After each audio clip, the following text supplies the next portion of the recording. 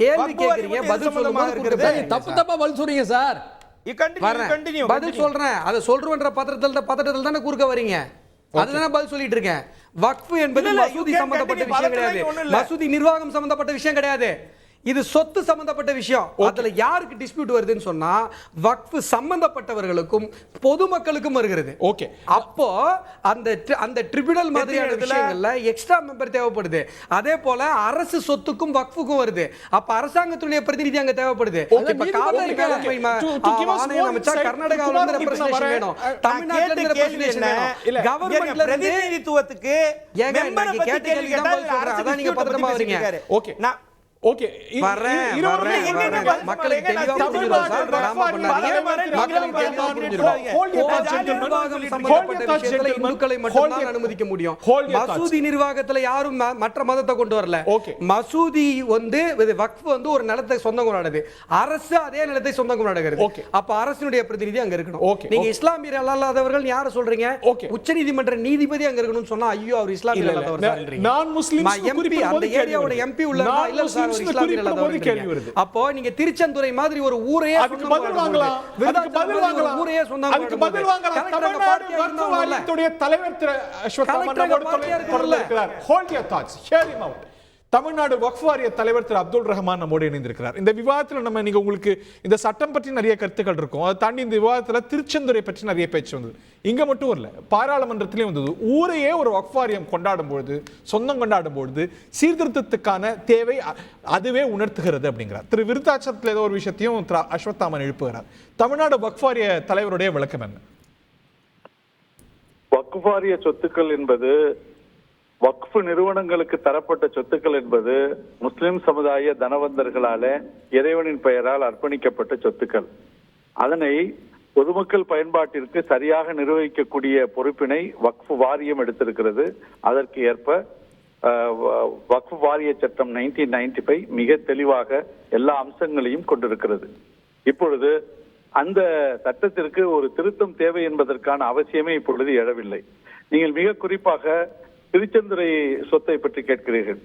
ஒரு பர்டிகுலர் இடத்தை மட்டுமல்ல, ஒட்டுமொத்த தமிழகத்தில் சில கிராமங்களில் சில பகுதிகள் மாத்திரம் வக்ஃப் செய்யப்பட்ட சொத்துக்களாகவும், மிகச்சில கிராமங்களில் கொஞ்சம் பரப்பளவு அதிகமாக இருக்கக்கூடிய சொத்துக்களாகவும் வக்ஃப் சொத்துக்கள் 1958ஆம் ஆண்டு தமிழ்நாடு அரசினுடைய சர்வே கமிஷனரேட்டினுடைய நேரடி அளவீட்டின்படியாக பதிவு செய்யப்பட்டுள்ள சொத்துக்கள். அதிலே மிகச்சரியாக சர்வே நம்பர் எல்லாம் மிக தெளிவாக இருக்கிறது. எனவே ஒரு குறிப்பிட்ட கிராமத்தை சொல்லி அந்த கிராமம் முழுவதும் வக்ஃபுக்கு உரியது என்று யாரும் சொல்லவில்லை. அது மிக தப்பான பிரச்சாரமாக, அவதூறு பிரச்சாரமாக சென்று கொண்டிருக்கிறது.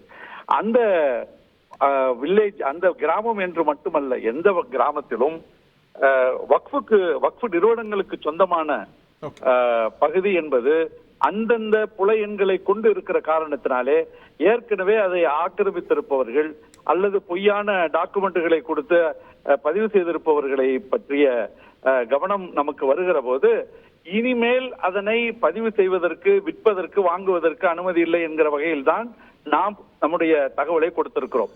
ஆனால் இது யாருடைய சொந்த சொத்தாக இருக்குமேயானால் நிச்சயமாக அவர்களுக்கென்று டைட்டில் டீட் இருக்கும், அவர்களுக்கென்று பட்டா இருக்கும், அவர்களுக்கென்று ஆவணம் கரெக்டாக இருக்கும், சரியாக இருக்கும்.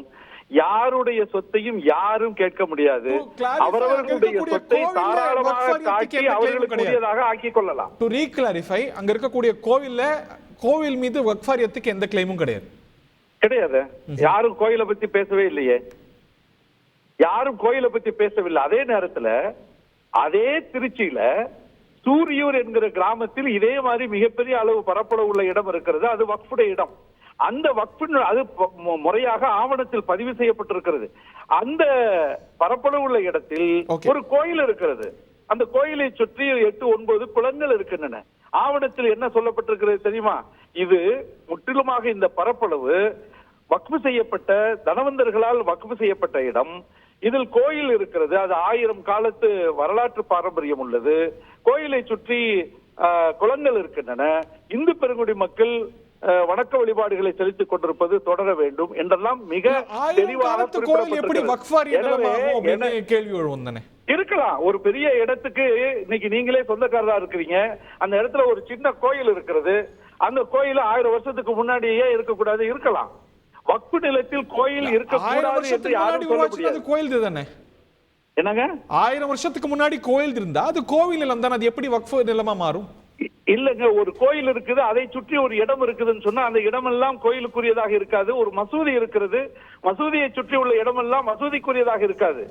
ஒரு ஆளு ஒரு குறிப்பிட்ட பெரிய ஒரு மிராசிட்ட ஒரு பெரிய ஏரியா இருக்குன்னு சொன்னா, ஒரு 100 ஏக்கர் இருக்குன்னு சொன்னா, அந்த ஏக்கர்ல ஒரு கோயில் இருக்குது அப்படின்னா அந்த கோயிலுக்குள்ள உரிமை வணக்க வழிபாட்டு முறையே அந்த ஓனரே சொல்றாரு நல்லா பண்ணலாம் அப்படின்னு. அதனால அவருக்குரிய இடமாக அது இல்லை என்று யாரும் சொல்ல முடியாது. அதே போலத்தான் வக்ஃபுடைய இடத்தில் ஒரு பெரிய பரப்பளவு உள்ள இடத்தில் ஒரு கோயில் இருக்கிறது, அந்த கோயில் 1000 வருடத்தையும் தாண்டிய வரலாற்று பாரம்பரியம் உள்ளது, அது கோயிலாகத்தான் இருக்க வேண்டும் என்றே ஆவணத்தில் மிக தெளிவாக குறிப்பிடப்பட்டிருக்கிறது. எனவே இங்கே எந்த மதம், எந்த வணக்க வழிபாடு, எந்த மசூதி, எந்த கோயில், எந்த சர்ச் என்பதல்ல கேள்வி. இதை வைத்து மத காழ்ப்புணர்ச்சியை உருவாக்கி மக்களிடத்திலே குழப்பத்தை உருவாக்குவதற்கு தான் இது போன்று பேசிக் கொண்டிருக்கிறார்களே தவிர சட்டம் மிக தெளிவாக இருக்கிறது. இங்கே மத வழிபாட்டு வகைகளிலே எந்த முரண்பாடும் கிடையாது. அந்த வழிபாட்டு முறைகளின் அடிப்படையிலே இருக்கக்கூடிய வணக்க தலங்கள் இருப்பதிலும் எந்த விதமான முரண்பாடும் கிடையாது. சட்டம் மிக தெளிவாக இருக்கிறது. யாரும் இதை வைத்து மக்களிடத்திலே குழப்பங்கள் செய்ய வேண்டாம் என்பதுதான் நம்முடைய வேண்டும். நன்றி வக்ஃப் வாரிய தலைவர். தேங்க்யூ. முன்னாள் நாடாளுமன்ற உறுப்பினர் திரு அப்துல் ரஹ்மானுடைய கருத்து கேட்டோம். திரு குமார், உங்கள்கிட்ட I have not been fair in terms of time, அதனால you will have the last word. உங்களுடைய இறுதி கருத்தை கேட்டு நிகழ்ச்சி முடிக்க போறேன். Okay thank you. அதாவது நம்ம அஸ்வத்தாமன் ஒரு கடைசியில் ஒரு சாப்டர் சொன்னார், அது 100% எனக்கு உடன்பாடு உண்டு. ஏனென்று சொன்னால் இதை நான் இப்போதைக்கு 2வது ரீஃபார்ம் பண்ணணும், இந்த சொத்துக்களெல்லாம் வக்ஃபோட சொத்துக்களை டிஜிட்டலைஸ் பண்ணணும், டாக்குமெண்ட்ரியை கரண்ட் டேட்டுக்கு தகுந்த மாதிரி அதை கொண்டு வரணுங்கிறது தான் அரசாங்கத்தினுடைய முதல் கடமையாக இருக்கிறது.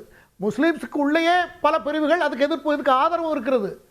சுஃபீக் என்று சொல்லக்கூடிய ஒரு வகுப்பினர் வட இந்தியாவில் அதிக பிரிவினர் இதை ஆதரித்துக் கொண்டிருக்கிறார்கள். அவர்களுக்கு பிரதிநிதித்துவம் இல்லை என்று சொல்லுகிறார்கள். அப்படி இருக்கும் பொழுது அது அவர்களுக்கும் கடமைப்பட்டது அரசு. ஆகையினால எல்லாருடைய இந்த காலத்துக்கு ஏற்றாற் போல ஆவணப்படுத்துறது தான் இதை ரீஃபார்ம்ங்கிறது சொல்றதை விட இது கண்டிப்பாக இதை ஆவணப்படுத்துறது. இதுக்கு வக்ஃப் வாரியம் இதுக்கு எதிர்ப்பு தெரிவிக்க கூடாது என்று தான் நான் நினைக்கிறேன்.